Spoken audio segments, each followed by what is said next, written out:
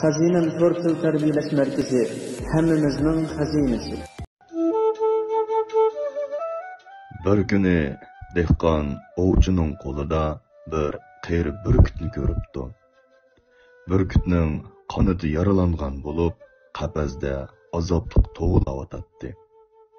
Dehqonning ichi og'rib, ovchiga: "Aka, bu burkutingizni menga setib bersangiz, men bu burkutni yoqtirib qoldim", debdi. Ovchi qo'shilibdi. Dehqon burkutni ilib uyiga qaytibdi. Uyiga borgandan keyin burkutning yarasini tozalab, temib qo'ygandan keyin burkutga yem beribdi. Burkut bo'lsa, dehqon holidan yaxshi xabar qilg'achqa, uzunga qolmayla saqayib ketibdi.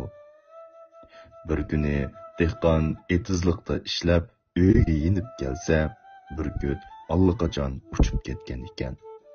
Dehqon bo'lsa, intayin pushaymon qilgan holda o'z-o'ziga: "Nima degan vafosiz burkut bu? Men qutuldirib qo'ysam, rahmat debmi qo'ymay uchib ketganini, u qilganni bilmaydigan. Endi ortiq ishga aralashmayman", deb qaqshapti.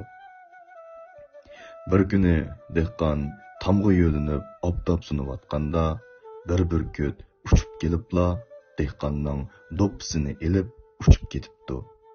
Dehqon bo'lsa, burkutning kaynidan qo'g'layotganda, u burkutning ayni chog'da o'zi qutuldirib olgan burkut ekanligini bilib olibdi va g'azablangan holda bir tarafdan qo'g'lab, yana bir tarafdan mundoq deb to'g'labdi: "U qilganni bilmaydigan vafosiz ablah.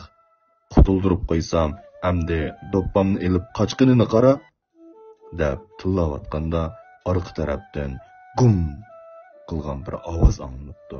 Dehqon orqasiga qarasa, o'zi yo'linib o'ltirgan tom o'rilib tushgan ekan. Dehqon qattiq qo'rqib ketibdi.